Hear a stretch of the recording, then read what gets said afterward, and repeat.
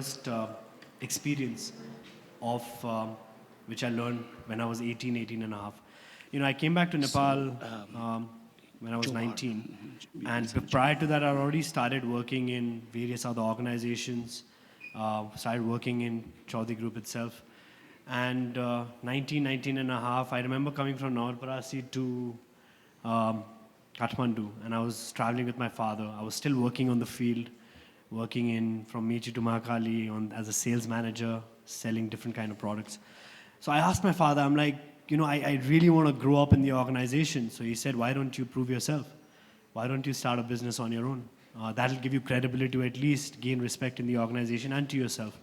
So I said, yeah, I've got this idea, that idea, I need this much funding, that much funding. Here it is. So he listened to all my ideas and he said, forget about funding. If you have to create your own track record, you have to sort of make your own mark and see what you have around and grow. So I said, how am I going to do that? So he told me a story. I think it's going to take a couple of 2-3 minutes. I wanted to share with you guys. So he asked me, do you know this guy called John D. Rockefeller? I said, of course, back in the days, John D. Rockefeller, the wealthiest guy, one of the most successful guys in the planet. So while growing up, he wasn't as successful and as wealthy. He had a friend while growing up. His name was David. And they both grew. David wasn't as successful. He was working somewhere. David had a son whose name is Joseph. So David asked Joseph, do you know this guy called John D. Rockefeller? And Joseph, of course, Dad, I know John D. Rockefeller is. He said, well, he's my childhood friend. And he's made it really big. We keep in touch once in a while. If in life you fail or if you feel you're lost, get in touch with him. He'll help you out. So anyway, a few months go by and, David's health is deteriorating and he passes away. Joseph, who's working hard, has failed in a lot of businesses, is trying hard in various jobs, has just not been able to be successful. One day decides to call John D. Rockefeller. Now, you can't just pick up your phone and call John D. Rockefeller. So he kept persistently calling the Rockefeller Center's reception. And one day the reception transferred the phone to John D. Rockefeller's secretary. Secretary also, he kept calling for weeks and weeks. And one day the secretary told John D. Rockefeller, sir, this guy, he claims to be your childhood friend, David's son. He really wants to meet you. So John D. Rockefeller, oh yeah, of course, David's son. Why don't you ask him to meet me in this hot dog shop at Central Park at 2 o'clock on Thursday? So the secretary calls this guy and he's like, Mr. Rockefeller will meet you. This guy is like, John D. Rockefeller, the richest guy in the world, calling me to a hot dog stop. I mean, he could have sent his private jet or a limo, taken me to the most fanciest restaurant. What's going on? So anyway, he gets there on time. He's waiting there. Rockefeller comes with his entourage, goes towards this guy. He's like, Joseph, so tell me, son, how are things? How's life? Blah, blah, blah. And he's like, uncle, I've tried to do this. I'm trying to struggle in this business, that. I'm just not able to do it. And Rockefeller tells him, Joseph, why don't you go buy 2 hot dogs and come? This guy's like, what the hell is he on about? I barely saved like $1 coming in the bus, walking so much, and whatever little I have, now he wants me to buy hot dogs for him. So anyway, he goes buys those 2 hot dogs and comes, and they're having their lunch. And then John D. Rockefeller takes him around Central Park, Thursday, 2 o'clock, probably one of the busiest times of the week. Takes him around Central Park, and right next to the Central Park is the financial district in America. So they decide to walk. They're walking through the financial district, and right under Rockefeller Center, John D. Rockefeller tells Joseph, okay, son, I wish you all the best of luck in life. Tell me how life progresses, etc., and be in touch. This time, this guy is like really pissed off. He's like, uncle, what the hell do you mean? Best of luck. I came to ask for help, and this is what I get. So John D. Rockefeller tells him, son, do you know who did you buy lunch for today? There are thousands of people queued up to buy lunch for John D. Rockefeller. When I had you in my arms going around Central Park, there were hundreds and hundreds of people looking, who's this guy with John D. Rockefeller? When we were going across the financial district, there were dozens of bankers looking out of the window saying, who's this guy with John D. Rockefeller? And me under my building, I'm saying, good luck to you. If all this doesn't help you, then God help you. So, that was my first lesson that I learned in my first business. Which I eventually went on to founding when I was 20, which broke even in 3 days. That's a different story, but something that we are really passionate about from our foundation work is the work that we do in Nepal social business. So this idea was actually, it's pretty new in context. So Professor Yunus Mohammed, who is a Nobel Peace Prize laureate, he conceptualized this in Bangladesh, but with a different model. So there's this global dairy company called Danone. So he asked Danone to issue the address of malnourishment and to come up with a much more subsidized form and much more fortified form of yogurt with a different distribution network to address that issue. In Nepal, we tweaked that model a little bit, and we said instead of us doing the product, we want to create social entrepreneurs. And we were pretty confident at that time that there'll be no dearth of social entrepreneurs out there, which today is the biggest challenge. So we went on to starting Nepal Social Business, and we went to Jumla, where the average life expectancy is 36. Because we were like, everyone's already in Kathmandu and second-tier cities. Let's just go to an area where we have a distribution network, but not many agencies or INGOs or NGOs are working towards. So we went to Jumla. Lots of things that we learned in that time. We learned to leverage our existing companies' infrastructure, people, skills. We decide, another thing that we discovered was once we finished incubating training and investing in a particular project, a very key component of that project was also mentoring. Because here you are, hand-holding a first-time entrepreneur. So while we could not do it in a remote control way, we found the best model in collaborating and partnering with Lions Club. Lions Club in Nepal today have 22,000 members, thousands of clubs all over, and including Jumla. And typically a Lions Club has people from engineering background, finance and accounts, etc., etc. So they would be a perfect club to sort of adopt the new social entrepreneur and handhold him all the way. So that's really worked well for us. Can we just go to the next slide? So I'm not going to go too much in the details of this, but typically social business, again, charity money, charity dollar has one life. Social business dollar, multiple lives. This is something that we invest in, train, etc. It has to be a sustainable model. Again, patient capital, like Will was also saying, 6, 7, 8 years, the money comes, no dividend, no interest, and the money again gets recycled into other social entrepreneurs. So typically we don't have a criteria or an area where we invest in the social business. We are going from region to region, so currently our team's working in Central Western region to grow social business. We're also doing a model village around Sindhu Palchok area, so if someone has an idea there, we'd be more than happy to look into.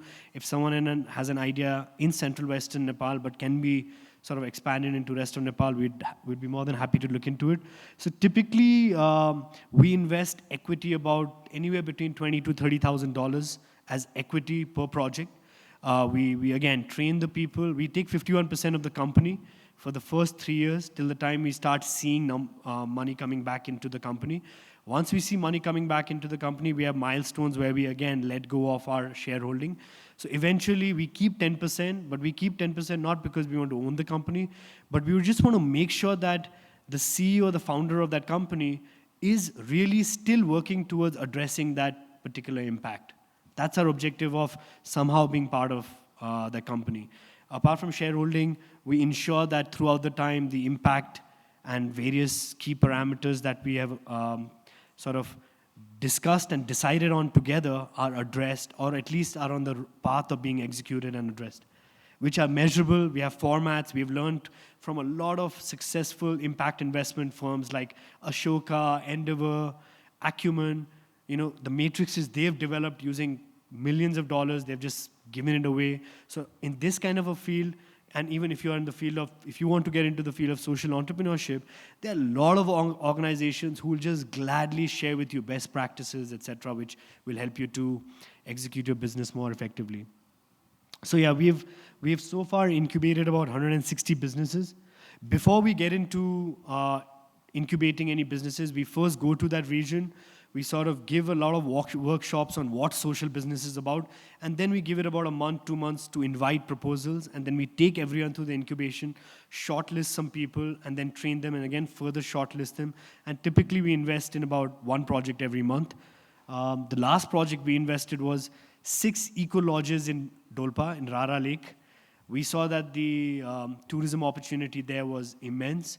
We saw that there were few lodges, but not in a good condition. We saw that there were people there who really had that willingness and drive to learn something. So we asked them, we sent them to our hotels for training. We asked our hotel and EPC design team to upgrade their eco lodge, to upgrade their lodge and convert it into an eco lodge using solar and other renewable energy, and sort of put them in our system of travel, where if anyone wanted to go to Rara Lake, now they have access to 6 lodges along the way to say Phuksundo. So that's, these are the typical projects we really love doing within Nepal.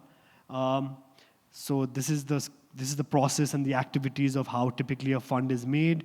Investment payback. We don't take interest, we don't take dividends. Patient capital, 6 to 7 to 8 years. We get back the investment and again plow it back into other projects. So typically those are the kind of regions we've been working on. Future projects are in eastern Nepal, a little bit around Sindhupalchok, and central western. So opportunities, I'm sure we've talked a lot about people who are very clear they want to get into the space of social business or social entrepreneurship. These are some of the opportunities, some of the challenges. This is something I want to spend a little bit more time on. We launched this fund, so I think it was 17, now it's a $20 million fund. And the fund size, target size is 25, we've already closed to 20.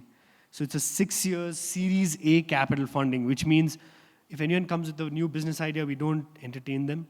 But if someone's already started a business and has got typically a certain level of revenue coming in, not necessarily profitability, but cash flow being generated, we go into those companies and help them not only invest, but use our other various infrastructure companies that we have, network that we have, to help them leverage and grow.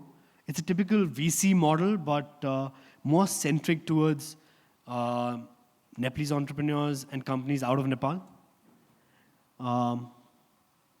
So this is the kind of a fund structure. Again, it's if you guys are interested in putting forward your ideas, we have a really good team. Again, people, the CEO is below the age of 35, the CFO is below the age of 35. The team is pretty much the 5-6 member team who are looking at ideas, crunching numbers, all below the age of 35. But we have a board all above the age of 50 as well, who are continuously sort of holding us back and not just going on investing in every project that comes our way, but giving us that experience, that wisdom into each project. So you can please feel free to email me anytime. My email address is nc@cg.life. I'll be more than happy to share it with our team. Nepal social business is something that I sort of work with my CEOs, and I'm very passionate about it. The venture capital business is beyond my domain. It's handled by my brother, and he's very good at efficiently and effectively managing some of the investments. So this is the kind of the thesis, entrepreneur or a founder gets an idea, he goes to a particular level, and that's where we come in. Value adds, these are some of the things we sort of access and the kind of strengths that we have as a group, which we can probably help leverage and grow your businesses. And we have some fantastic team of advisors within this fund. Guys who've been chairman of PwC, multi-billion-dollar company, guys who've been chairman of some of the world's biggest banks, guys who've been founders of Silicon Valley companies, guys who've been CEOs and chairmen of large manufacturing companies, and all of us. So I think there's a lot of value add just apart from the investment that comes in through this fund. We also do what other funds do, mentorship, strategy, etc. Ideal deals. So this is again, this has been the average case of the investment we've done in Singapore, America, off project. It's a lot got to do with technology and renewable energy, but we are really, really looking for investments within Nepal as well, which can be scaled across boundaries. So this is one of the case studies of a company we invested in for solar products and storage-based IoT. So this is the current number of companies we guys are looking at. There's a digital marketing company, there's a hospitality management software company, there's a logistics operations company. Again, they are based outside of Nepal, but trust me, people whose idea and whose company it is all Nepalese. And that's why when we started discussing, there was a question that, are entrepreneurs in Nepal ready, or do you think the market is ready? I think, you have to think, you have to definitely think big, but start small. You have to think beyond boundaries. And in the process of doing all this, one thing entrepreneurs always miss out on is we must learn to have fun in the process. We must learn not to take life too seriously. And we must learn that the bigger we become, the more successful we become, we have that much more responsibility to give back to the society and our country and this world. So all the best to all of you.